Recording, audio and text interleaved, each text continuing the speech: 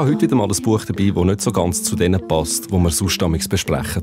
Das heisst, ein Sachbuch? Ja, nicht ganz, aber doch auch kein Roman. Also, es ist ein Buch mit vielen einzelnen kurzen Geschichten drin, geschrieben von der Schweizer Autorin Martina Glavadetscher. Ah ja, super. Grosser Name. Die hat ja 2021 den Schweizer Buchpreis bekommen für den Roman «Die Erfindung des Ungehorsams». Da bist du, glaube ich, sogar dabei gewesen. Ja, ich war bei der Preisverleihung dabei gewesen, im Theater Basel, und ich habe hier Martina Glavadetscher auch interviewt, und das bleibt mir in bleibender Erinnerung, weil sie hat hier etwas ganz Lustiges gesagt, nämlich, dass die Ausmachung zu dem Schweizer Buchpreis der zweite grosse Nervenkrieg war in dem Jahr, wo sie durchgemacht hat. Das erste war der Penalty von Jan Sommer beim EM-Achtelfinale gegen Frankreich. Spannender Vergleich. Aber vielleicht gehen wir zurück zu dem Buch, das ich hier dabei habe. Das heisst «Vor aller Augen». Das ist das neueste Buch von ihr, von der Martina Glavadetscher. Und in diesen Texten, in diesen Geschichten, in diesem Buch geht es um Frauenfiguren auf berühmten Gemälden. In ihren Geschichten stellt sie sich nämlich vor, wie das Leben von diesen Figuren auf diesen Gemälden aussehen könnte. Also das sind Frauen, wo man nicht viel darüber weiss? Das sind Frauen, wo man nicht viel darüber weiss, aber die man kennt, wenn man ab und zu durch das Museum läuft. Oder wo man das Gefühl hat, man kennt sie, also man kennt ihre Bilder. Aha, grosse Porträts, wo man nicht weiss, wer es wirklich ist, weil das Patriarchat sich für diese Frauen kaum interessiert. Kann man das so sagen? Das kann man sagen. Und jetzt hat sich eben Martina Glavadetscher anfangen interessieren für die Figuren, weil sie hat mir erzählt, bei ihr kommt das fast automatisch, dass sie sich anfängt vorstellen, was die Figuren könnten für das Leben haben, wenn sie in einem Museum steht. Ich habe das schon immer gehabt, wenn ich im Museum bin und habe Bilder gesehen, wo Menschen drauf sind, habe ich mich immer wahnsinnig gefragt, wer sind die Menschen, was machen die gerade da, warum sind sie gemalt worden? Es sind ja wirklich Fenster in eine andere Zeit, in eine andere Geschichte, in andere Leben hinein, und das hat mich schon immer sehr interessiert. Also das weckt Neugier bei der Martina Glavadetscher. Ja, das kommt mir natürlich jetzt das berühmte Bild von Leonardo da Vinci, Mona Lisa, in den Sinn. Da hat man sich ja auch schon dafür interessiert, wer die Mona Lisa eigentlich ist. Und es gibt da, glaube ich, eine Theorie, dass so ein Tuchhändler aus Florenz eine Frau hatte, die dann eben den Leonardo gemalt hat. Also sicher ist es, glaube ich, nicht. Geht es genau um Mona Lisa oder um was für Gemälde geht es da bei der Martina Glavadetscher? Also die Mona Lisa fehlt tatsächlich in dem Buch hinein, aber es hat ein anderes Bild von Leonardo da Vinci dort drin. Es sind Gemälde aus 5 Jahrhunderten Kunstgeschichte, also eine grosse Tour de Force eigentlich. Es fängt an eben mit einem Bild von Leonardo da Vinci, Dame mit Hermelin. Dann geht es über den Rembrandt, über den Vermeer, über dem sein berühmte Mädchen mit dem Perlenohrgehänge, wo man auch, das ist ein ganz berühmtes Bild, geht bis zum Ferdinand Hodler und noch weiter. Das jüngste Gemälde ist von etwa 1950. Also zeitlich ein enormer Bogen, wo das Buch spannt, und viel Kunst. Das erwartet uns offenbar in dem Buch «Vor aller Augen» von der Martina Glavadetscher. Du hast es mitgebracht für die Folge von Literaturclub 2 mit Buch.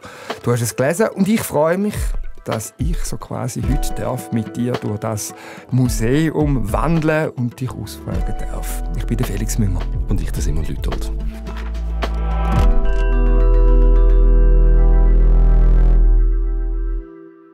Also Simon, Martina Glavadetscher erweckt in dem Buch verschiedene Frauenfiguren von berühmten Gemälden zum Leben, hast du gesagt. Jetzt, wie ist das Buch gemacht? Wie muss ich mir das vorstellen? Also die Geschichten, die sind all aus der Ich-Perspektive von der Frau auf dem jeweiligen Bild geschrieben. Die Geschichten sind all anders. Alle haben ihren eigenen Sound, alle haben ihre eigene Stimme. Das macht auch Sinn, weil es sind ja je eigene Figuren. Und sie sind auch von der Form her unterschiedlich. Also es gibt Texte, die aussehen wie so klassische Erzählungen. Es gibt aber auch solche, die aussehen wie ganz lange Gedichte. Ich würde sagen, am besten hörst du vielleicht einmal den Anfang von so einer Geschichte an. Es ist die erste im Buch, die Cecilia Gallerani, besser bekannt eben als Da Vinci, seine Dame mit dem Hermelin. Basta. Es wurde genug geschaut. Manchmal möchte ich es am liebsten in den gedimmten Saal, über das Parkett und direkt in ihre jungen Gesichter schreien. Es ist sowieso zu spät, um mich lebendig zu sehen, auch wenn sie sich bei ihren Empfängen und Führungen gerne recht geben, wie wahr es doch sei. Ja, wirklich, diese Frau reicht tatsächlich aus, um zu verstehen, was Natur ist, was Kunst ist. Also es geht ums Aussehen und sie regt sich da herrlich darüber auf, dass sie genug hat, Pasta vom angestarrt werden. Also das Museum habe ich mir gerne noch nie so überlegt, aber das ist so ein Ort, wo Männer offenbar noch ungestört Frauen dürfen anstarren, als etwas, wo sonst, kann man sagen, zu Recht ja verpönt ist. Das könnte man so zugespitzt sagen, ja. Und also der Blick, eben, wer schaut da auf wer und wer schaut wer auf welche Art und Weise an, das ist ganz etwas Zentrales in diesem Buch. Vor allem auch, weil es einem eben nachdenken lässt, wie wir eigentlich so Kunstwerke anschauen. Aber geht es denn konkret auch um das Leben von diesen Frauenfiguren, die dort dargestellt sind? Absolut, ja. Also das ist je nach Geschichte ein bisschen unterschiedlich viel, aber bei der Cecilia Gallerani, die wir gerade gehört haben, bei ihr lernen wir zum Beispiel, dass sie unter dem Hermelin, das sie vor sich trägt, einen Schwangerschaftsbauch hat. Ein Kind von einem Fürsten namens Ludovico Sforza. Natürlich ein uneheliches Kind. Wegen dem ist sie dann auch aus der Stadt verbannt worden. Wir erfahren auch, dass sie offenbar eine hochgebildete Frau muss gewesen sein, die viel gelesen hat, die viel geschrieben hat und die sich eben darum so ärgert, dass alles, was man heute noch von ihr weiss, alles, was noch übrig ist, ein Porträt ist, das sie als besonders schön gilt drauf. Da kann man sagen, das Buch gibt viel Informationen auch über Zeitumstände. Da erfahre ich also über die Figuren heraus viel über die Epoche, wo die Personen gelebt haben. Ja, sehr. Es gibt ein anderes Beispiel, die Hendrikia Stoffels. Die ist auf einem Gemälde von Rembrandt zu sehen. Bei ihr, in dieser Geschichte über sie, sind wir mit dabei, wo 1663 in Amsterdam die Pest ausbricht, wo die Pestepidemie Amsterdam erreicht. Sie selber stirbt dann auch daran. Also das Historische ist immer sehr eng verwoben mit der Lebensgeschichte von diesen Frauen. Also, das ganze Sammelsurium an historischen Begebenheiten, Figuren drin gesetzt. Also wie viele Geschichten sind denn eigentlich jetzt in dem Buch? Das ist ja unglaublich spannend. 19 sind es. Und die Bilder sind ja, wie du gesagt hast, aus ganz unterschiedlichen Epochen. Also da hat ja Martina Glavadeccia ganz offensichtlich auch enorm recherchiert. Extrem viel recherchiert, ja. Martina Glavadeccia hat mir erzählt, sie sei sich da dabei auch manchmal wirklich vorkommen wie eine Detektivin. Es wird dann irgendwann ein bisschen zur Obsession. Also man fängt dann sich wirklich fast schon wahnhaft mit diesen Figuren beschäftigen, will wissen, okay, wann hätten die gelebt? Okay, aber die Krankheit ist es und was heisst das? Was haben die Leute angehabt? Wie haben die Häuser ausgesehen? Ich gehe auf Google Earth schauen, welche Gebäude gibt es eventuell jetzt zum Beispiel noch in Amsterdam mit dieser Straße, wo jetzt zum Beispiel der Rembrandt gelebt hat. Also man wird schon ein bisschen irre, aber es ist ja auch, ich glaube, das ist einfach eine Arbeit von einer Autorin, dass man sich obsessiv mit etwas beschäftigt. Und ich muss sagen, die Detektivarbeit, also die macht ja auch Spass. Also ich habe das auch genossen. Aber irgendwie muss man auch hören, weil zu viele Informationen können auch hinderlich sein für einen fiktiven Umgang mit dem Stoff oder einen kreativen Umgang. Es ist eher ein zu enges Korsett an Informationen, das einem lähmt. Ja, das ist also offenbar eine Gratwanderung für sie. Also einerseits muss ja stimmen. Also sie will ja diesen Figuren Leben einhauchen und da kann sie nicht nur fiktiv machen. Und auf der anderen Seite natürlich schränkt sie sich da an, wie muss auch Mut zur Lücke, könnte man sagen, entwickeln. Also es geht auf jeden Fall nicht darum, ihr absolut vollständig zu sein. Das habe ich richtig verstanden. Ja, also ganz im Gegenteil. Es sei ihr wichtig, dass die Geschichten alle einen wahren Kern haben, aber es sei ihr überhaupt nicht darum gegangen, dass jetzt die Frauenleben vollständig und letztgültig richtig bis am Boden runter erzählt werden. Alle guten Kunstwerke müssen ein Geheimnis haben. Also das ist meine persönliche Meinung. Ich glaube, jede gute Kunst, egal ob es Literatur, Musik oder eben bildende Kunst ist etc., die müssen wie ein immanentes Geheimnis haben, wo man immer das Gefühl hat, man findet es raus, vielleicht, und man findet es aber doch nicht raus. Und ich glaube, das ist wie so etwas verdeckt. Und ich würde behaupten, all die Gemälde im Buch, die haben das. Und ich glaube auch, dass ich das Urgeheimnis von all diesen Frauen natürlich nicht gelüftet habe. Also Kunst braucht immer ein Geheimnis, das ist ein schöner Gedanke. Also es ist ja, eben, nicht so wie bei einer Zwiebel, wo man einfach bis aufs Innerste kann und soll schälen. Mhm. Ja, also das hat mich auch wirklich gepackt an diesem Buch. Der Modus von «Was wäre wenn» und wie weit will man eigentlich gehen mit diesen Geschichten. Ich finde, da kommt sehr interessant zum Vorschein, aber weil eben Martina Glavadeccia trotzdem Geschichten erzählt, also durchaus auch kreativ ist, am Fantasieren ist und nicht einfach dokumentiert, macht das auch Spass zum Lesen. Also das Fiktive hat den Platz in dem Buch, also es ist Literatur. Und ich meine, das mit dem Fantasieren passt ja irgendwie schon noch gut so zu der Martina Klavadeccia als Autorin. Wenn ich mir so überlege, so, das macht sie ja eigentlich auch in ihren ersten beiden Romanen, die sie geschrieben hat. Die Erfindung des Ungehorsams, wo sie den Buchpreis gewonnen hat, da erinnere ich mich gut daran, um eine verrückte Geschichte rund um eine künstliche Intelligenz. Also das ist so eine Roboter-Sexpuppe, die ein Bewusstsein entwickelt und sich verselbstständigt. Und auch vorher im Erstling Knochenlieder, das ist so ein dystopischer Familienroman, wo in einem Überwachungsregime spielt und eben oft auch fantastische Züge hat. Also wie passt denn jetzt das Buch vor aller Augen in diese Reihe? Wie du sagst, es ist einerseits vor dem Hintergrund oder vor dem Stichwort Fantasie und von der Erzähllust bei ihr, auch irgendwie die stilistische Vielfalt, passt das super in die Reihe von ihren bisherigen Büchern.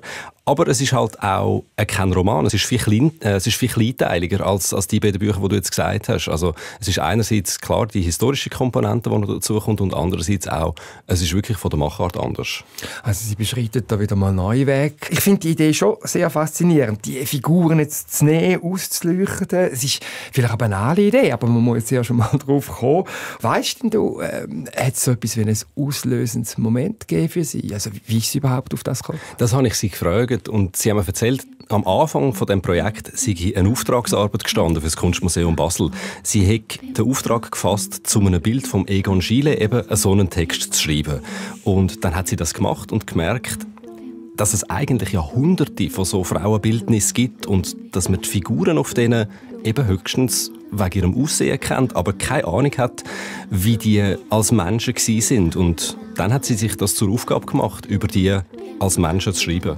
Und 19 Stück zu produzieren in einem Buch. Ja, und das war auch für die Martina Klavadeccia selber ganz eine andere Arbeit gewesen als in ihren anderen Büchern, hat sie mir erzählt. Was man vielleicht ein bisschen vergisst, dass die Arbeit sich recht anders angefühlt hat als jetzt bei der Erfindung des Ungehorsams oder bei Knochenlieder. Weil es viel mehr mit Fakten zu tun hat, viel mehr zu tun hat mit Menschen, die mal gelebt haben. Und an denen zu gerecht werden, war mir ein grosser Anspruch gewesen, oder immer noch. Ja, aus dem Gefühl bin ich immer noch nicht ganz rausgekommen. Ja, die Anmassung. Es ist halt eine Anmassung, aber ich glaube, ich habe sehr viel über meine Arbeit als Autorin auch gelernt, durch das, dass ich es auch darf, wenn man sich dem bewusst ist und es auch kann formulieren kann, dass es eine Anmassung ist es vielleicht befreiender und dann geht es wieder. Aber es ist natürlich auch eine Arroganz, einfach zu sagen, ich erzähle die Geschichte aus Ich-Perspektive von all diesen Frauen, die ich natürlich nicht bin, nie war, nie werde sein. Und gleichzeitig auch die Freude, das zu machen, weil es ist eine Arbeit von einer Autorin, es ist ein Spiel, so tun, als ob, es ist das Schönste. Es ist natürlich die Problematik von eigentlich jedem historischen Roman, den sie hier anspricht. Man hat Fakten, und die sollten eigentlich auch stimmen. Andererseits ist es Literatur, da soll Fiktion Platz haben. Wir wissen ja nie alles über die Figuren. Also man kann sich annähern und fiktiv dann auch Leerstellen füllen. Das hat mich schon ganz ein zentraler Punkt gedacht, von dem, was sie jetzt vorher erzählt hat. Die Zwiespältigkeit zwischen Figuren, die sie damit verfahren kann, weil es ihre eigenen sind, wie sie die ein Stück weit erfunden hat, und andererseits eben dem, was historisch gesichert ist. Also es ist einfach, glaube ich, auch ein ungleich viel grösserer Aufwand, wirklich so etwas zu schreiben, als einfach ein erfundener Roman. Mhm. Ja, man kommt natürlich auch der Charles Lewinsky jetzt in den Sinn, oder, mit seinem Sohn, da haben wir ja auch drüber geredet. Oder da nimmt er ja auch historische Figuren, wo man sehr, sehr wenig darüber weiss, und nähert sich dieser Figur an. Aber er macht das immer so, wie es könnte gewesen sein. Ja, ja. Also die Problematik von der Anmassung, ich glaube, die muss man da schon sehr ernst nehmen, wenn man so das Buch schreibt. Und so, wenn ich dir zulasse, hat sie das offenbar gut gemeistert. Finde ich sehr, ja. Also, und über das Verhältnis von Realität und Fiktion in diesem Buch habe ich dann von ihr schon auch noch ein bisschen genauer Bescheid wissen, wie sie das angegangen ist. Ich habe probiert, alle Fakten, die ich gefunden habe oder verwendet habe als Korsett, dass die stimmen. Also das Fundament ist solid an Fakten. Und darauf habe ich eigentlich mit Fiktion drauf aufgebaut. Natürlich sind Szenen oder gewisse Dialoge, Situationen dann fiktiv, aber das Grundkorsett und der Rahmen, die sind wahr. Es sind zwei verschiedene Sachen. Also, wie es denn genau war, weiss man ja eh nicht. Man weiss, es gibt vielleicht gewisse Situationen gegeben, zum Beispiel bei Edvard Munch, dass der Vater von Dagny Juhl das Bild im Museum gesehen hat, die Madonna, und dann vom Museums- oder vom Galeriechef verlangt hat, das Bild zu entfernen. Die Situation weiss man, aber wie ich die dann schildere, ist dann wieder total behauptet natürlich. Also mir ist aufgefallen, dass es bei vielen von diesen Texten, die du jetzt geschrieben hast, um die Begegnung von dieser Frauenfigur, die auf dem Bild zu sehen ist, geht mit dem Künstler, der sie malt. Und in den allermeisten Fällen sind das männliche Künstler, die Frauen gemalt haben. Und die kommen schon nicht immer so super gut weg. Also ist es dir auch darum gegangen, die ein bisschen zu entzaubern, den Kult um die Künstlermannen? Ich glaube, es mir ist gar nicht darum gegangen, die zu entzaubern, sondern es ist automatisch passiert tatsächlich. Ich finde nicht, dass alle schlecht wegkommen. Der Edvard Munch kommt gut weg, der Delacroix kommt auch gut weg. Ich finde, der Raffaella kommt gut weg. Ich glaube, es liegt ein bisschen in der Sache, dass man wie das Gefühl hat, sie kommen schlecht weg, weil man vorher, wie du sagst, vielleicht ein ganz anderes Bild von ihnen gehabt und gefunden, das ist der grosse Künstler, das ist das Genie und die Modelle haben halt ihre Perspektive nicht erzählt oder die ist nicht gehört worden zumindest. Und jetzt, wenn man das mal kehrt, dass es halt plötzlich eine andere Perspektive gibt. Ich glaube, Perspektive per se lässt einen anderen Blick auf die Künstler zu und der ist halt nicht immer schmeichelhaft. Aber trotzdem wahr, würde ich behaupten. Also da findet auch eine Vermenschlichung der Künstlerfiguren statt. Sie holt die ein Stück weit vom Sockel neben. Ja. Es sind keine Säulenheilige, aber was natürlich schon auffällt in dem Buch, in dieser Kompilation, es sind ausschließlich Frauenfiguren. Ich meine, das ist ja sicher kein Zufall. Nein, das ist natürlich kein Zufall. Also man könnte vielleicht sogar von einem feministischen Projekt reden, wenn es um das Buch geht. Ich habe allerdings, das ist eine Frage, die ich der Martina Glavadetscher auch gestellt habe. Ich habe sie gefragt, ob das ein politisches Projekt sei, ein Stück weit auch. Und dort hat sie dann doch schnell gestutzt. Ist es politisch?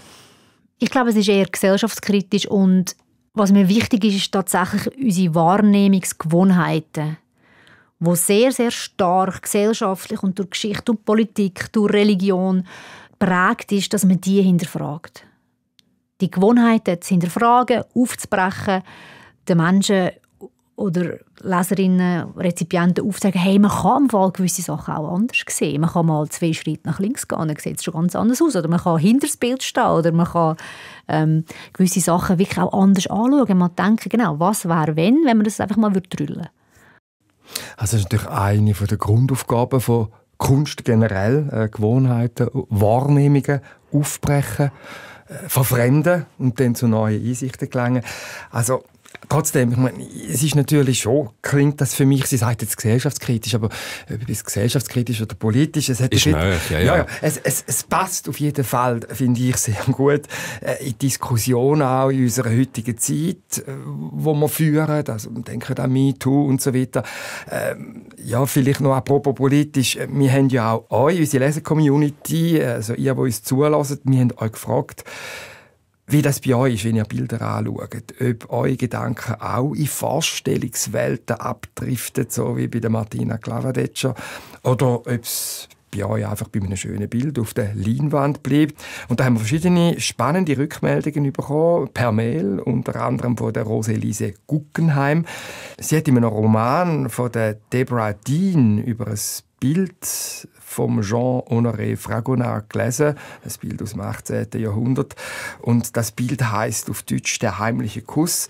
Und ich habe das nicht gekannt und ich habe das Bild genauer angeschaut auf dem Netz und das zeigt eine junge Frau vor einem Himmelbett, üppig gekleidet, in der Mode der damaligen Zeit, ein weiter Rock, eng geschnürtes Korsett. Und jetzt ist es so, von der Seite probiert ein junger Mann, die junge Frau zu küssen.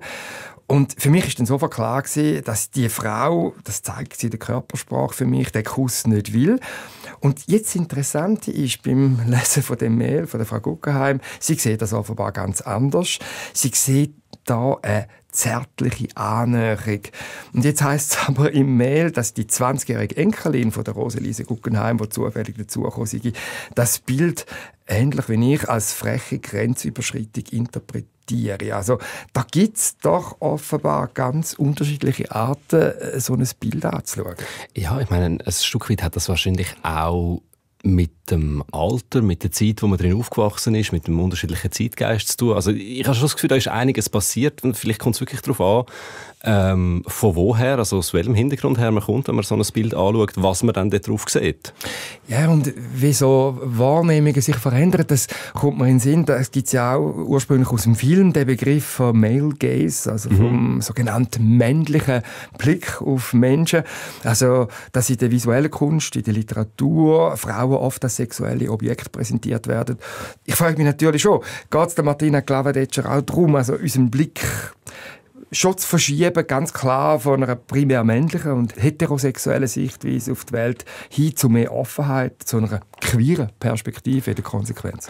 Also ich habe mich das auch gefragt. Ich habe mich auch beim Lesen von dem Buch an eben die zum Beispiel Male-Gaze-Diskussion erinnert gefühlt und ich habe das Martina Glavadetscher auch gefragt. Also sie hat das dann ein bisschen präzisiert. Es geht ihr schon noch um mehr als um das. Ja, sie sind ein Objekt gewesen, und gleichzeitig würde ich in keinem Fall sagen, sind es nur Objekte gewesen.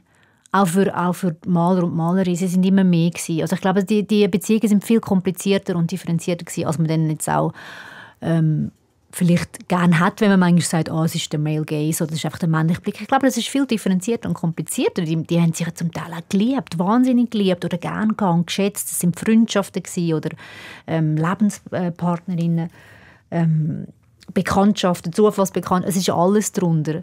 Darum, ich glaube, nur zu sagen, sie sind Objekte, würden schon den meisten Maler und Malerinnen auch nicht gerecht werden. Also sie probiert da einen Schritt weiter zu gehen in dieser Diskussion. Ich glaube, die Diskussion ist auch nicht abgeschlossen. Es ist sicher auch wichtig, die zu führen.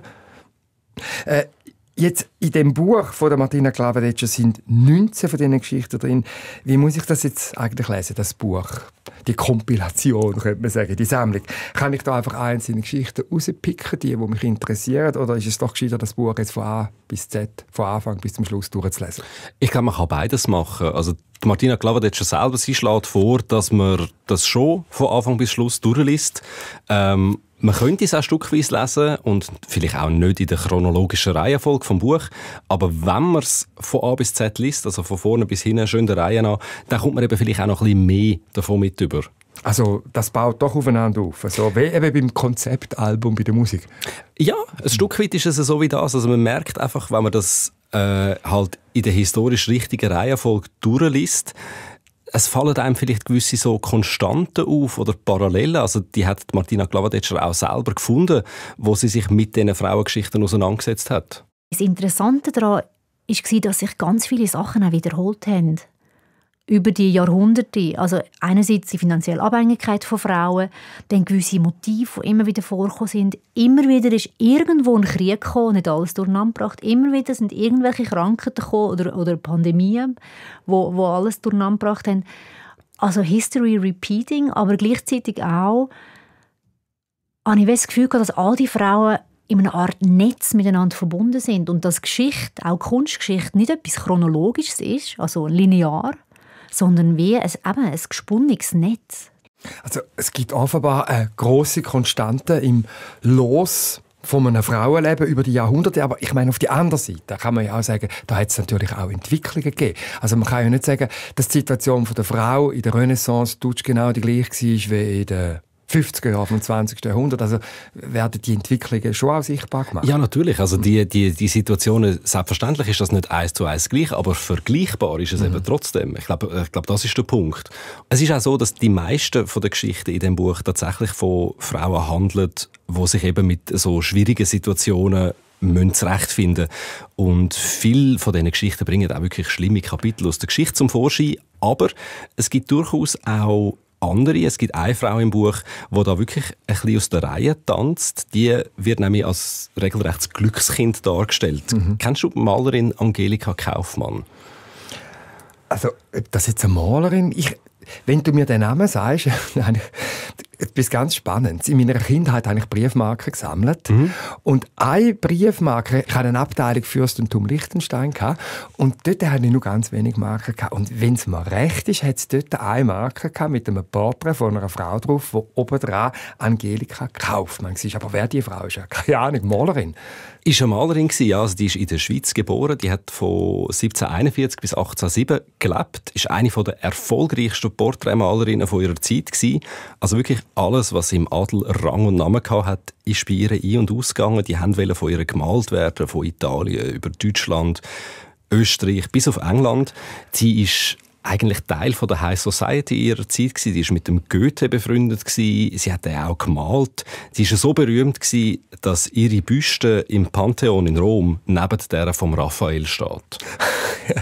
Ja gut, jetzt hast du mich natürlich gerade ein bisschen vernichtet. Offenbar müssen wir die gute Frau Kaufmann... Also ich habe sie auch nicht gekannt, bevor ich das Buch gelesen habe. Also, aber immerhin hast du mir jetzt... Aber eine riesen Lehrstelle, oder, wenn man das einmal so zusammenfasst. Ja, es sagt auch etwas über uns aus, ganz ehrlich gesagt. Aber immerhin hast du mir jetzt das letzte Rätsel von meiner Briefmarkensammlung jetzt noch gelöst. Danke. Was für eine Freude.